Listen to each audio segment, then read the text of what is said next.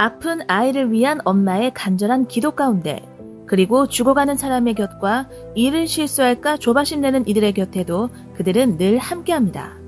그들은 바로 천사입니다. 그 중에서도 세스는 인간들의 삶에 무척이나 관심이 많은 천사죠. 사랑하는 인간 남녀가 서로를 어루만질 때 느끼는 촉감과 맛있는 음식을 먹을 때 입안에서 느껴지는 맛, 그리고 인간들만이 느끼는 쾌락이라는 것, 세스는 그들의 세상이 궁금하고 그것들을 느껴보고 싶다고 생각했죠. 늘 인간의 곁에 함께 있는 세스였지만 천사인 세스는 느낄 수 없는 것들이었습니다. 자신감 넘치는 외과의사 매기는 심장마비로 실려온 50대 남자 톰의 수술을 집도하게 되고, 그리 어려운 수술도 아니었다 생각한 그 수술 중 매기는 결국 환자를 잃게 되죠. 하루아침에 아버지를 잃게 된 가족들에게 사실을 냉철히 알리고, 매기는 비상계단에 앉아 결국 참아왔던 감정을 쏟아내며 자신을 자책하죠. 죽음을 맞은 환자 톰을 데리러 온 그 현장에서 세스는 매기를 보게 되고, 환자를 살리기 위해 고군분투하던 매기의 모습, 그리고 홀로 자책하며 눈물을 흘리는 매기의 모습에 세스는 매료되고 말죠. 매기의 눈에서 흐르는 눈물, 세스는 그 눈물을 유심히 바라봅니다. 세스는 결코 흘릴 수 없는 눈물이었죠. 순간 세스는 매기와 눈이 마주쳤다고 생각했고, 그 순간을 동료 천사인 카젤에게 이야기합니다. 그녀가 자신을 똑바로 바라본 순간, 그때 세스는 자신이 마치 인간이 된 것 같은 기분이 들었다고 말합니다. 그리고 그녀를 돕고 싶다고 말하죠. 그러나 카젤은 천사인 자신들이 원하지 않는 이상 인간들은 자신들을 볼 수도 볼 필요도 없다고 말하죠. 굳이 모습을 드러내지 않아도 도울 수 있기 때문입니다. 매기가 아직은 수술을 하기 힘들 것이라고 판단한 병원 측은 매기의 환자 나다니엘 메신저 씨의 수술을 마음대로 연기하고, 매기는 병원 측의 판단에 분노하지만 결국 다니엘의 수술은 연기되게 됩니다. 톰을 살리기 위해 그토록 노력했지만 결국 삶과 죽음은 자신의 힘으로 어찌할 수 없다는 생각에 매기는 실제로 자신감을 잃어가고 있었죠.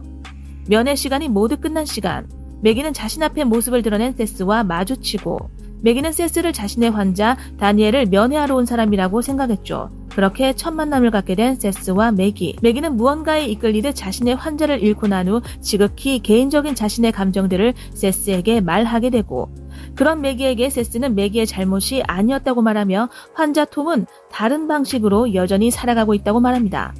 그러나 눈에 보이지 않는 것은 믿지 않는 매기에게 그런 이야기가 들릴 리 없었죠. 하지만 분명한 것은 세스와의 만남이 매기에게 특별한 느낌을 갖겠다는 것입니다. 짧은 대화 속에서 매기는 분명 자신의 마음이 치유됨과 회복을 느꼈습니다. 이후로 다시 활력을 찾게 된 매기는 다니엘과 세스가 서로 아는 사람이라고 생각했고, 다니엘을 통해 세스와 가까워지고 싶다고 생각했죠. 매기의 머릿속에는 그날 처음 만난 세스가 계속 맴돌았습니다.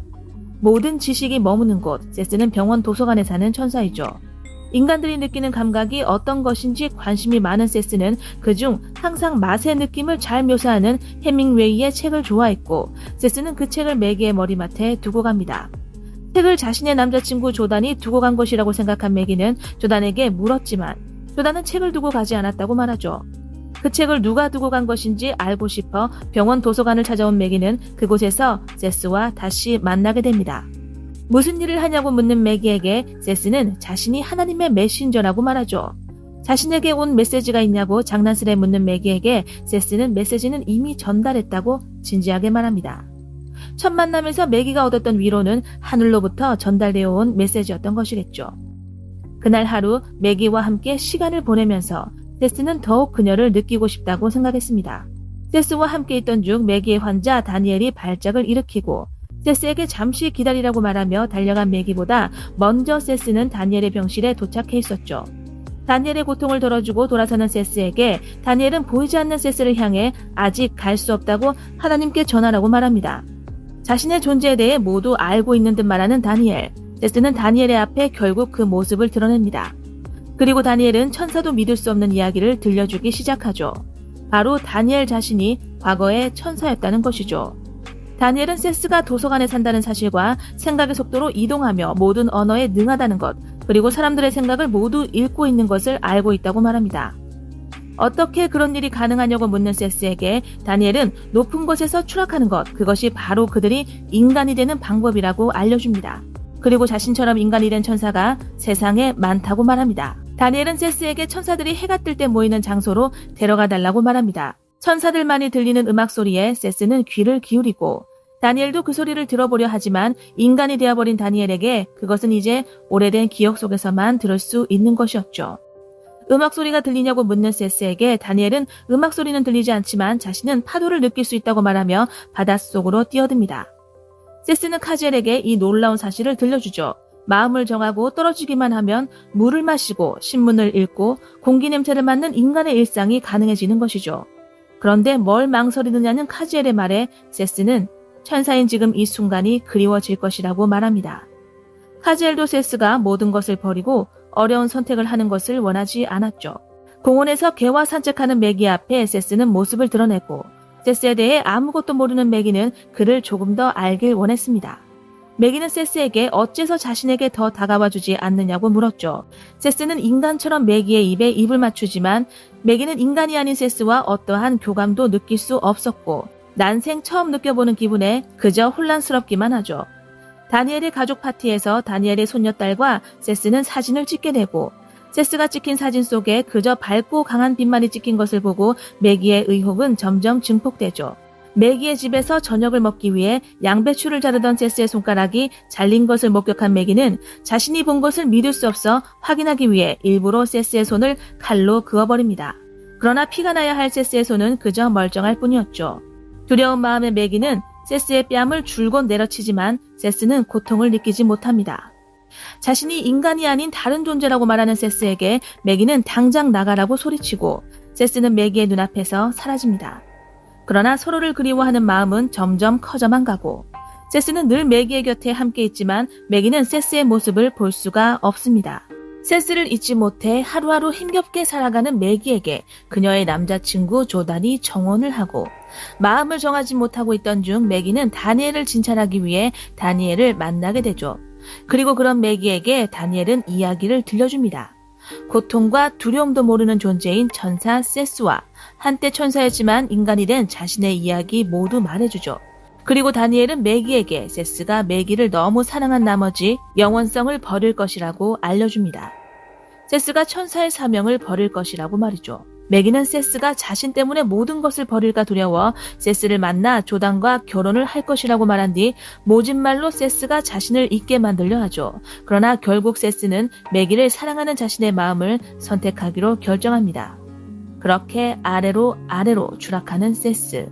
그리고 눈을 뜬 세스는 온몸이 아파오고 상처에서는 피가 흘렀지만 마음만은 인간이 되었다는 사실에 기뻐하며 한달음에 매기에게로 향하죠. 쏟아지는 빛 속에서 간신히 트럭을 얻어 타고 마침내 매기가 잠시 머무는 별장에 도착한 세스. 매기도 세스를 잊지 못해 조단과 결혼하지 않고 홀로 별장에서 머물고 있었던 것이죠. 인간이 되어 나타난 세스와 매기는 그렇게 사랑을 나누고 함께 미래를 꿈꾸며 짧은 시간을 보냈죠. 사랑에 빠진 세스는 잠시 잊고 있었는지도 모릅니다. 인간들의 인생은 결코 뜻대로 되지 않는다는 것을 말이죠. 그리고 인간들의 삶은 천사들처럼 영원하지 않다는 것도 말입니다. 마트에서 음식을 사들고 오던 길에 매기는 그만 차에 치여버리고 불길한 예감에 매기에게로 달려간 세스는 구급차가 오기까지 기다리며 가쁜 숨을 몰아쉬는 매기를 발견합니다. 미래를 함께하며 세스에게 많은 것을 보여주고 느끼게 해주고 싶었던 매기는 결국 세스에게 미안하단 말을 남기고 세상을 떠납니다. 매기로 인해 사랑을 할 수 있었던 세스였지만 매기가 떠난 뒤 지독한 상실감과 슬픔도 견뎌야 했죠. 절망감으로 고통하는 세스의 눈앞에 오랜 친구 카지엘이 모습을 드러내고 카지엘에게 분노를 토해내지만 어떠한 의문에도 답을 얻을 수는 없습니다. 모든 인간들이 그런 것처럼 말이죠. 모든 것을 버리고 선택한 일 그리고 그 결과를 후회하지 않느냐고 묻는 카지엘에게 세스는 후회하지 않는다고 말합니다. 자신도 천사였을 때 모였던 해변가에서 모든 천사들이 음악 소리에 귀를 기울이고 있을 때 세스는 바다에 뛰어들어 거세게 휘몰아치는 파도에 몸을 맡긴 채 파도를 온몸으로 느끼며 영화는 끝이 납니다. 파도가 마치 앞으로 세스가 살아가야 할 그리고 우리 모두가 살아온 인생처럼 느껴지는 순간이죠. 베를린 천사의 시를 리메이크한 영화 시티 오브 엔젤이었습니다. 잔잔하지만 깊이감 있는 이 영화 추천드리면서 저는 이만 물러갑니다. 구독과 좋아요는 언제나 제게 힘이 된답니다. 리슨무비였습니다. 감사합니다.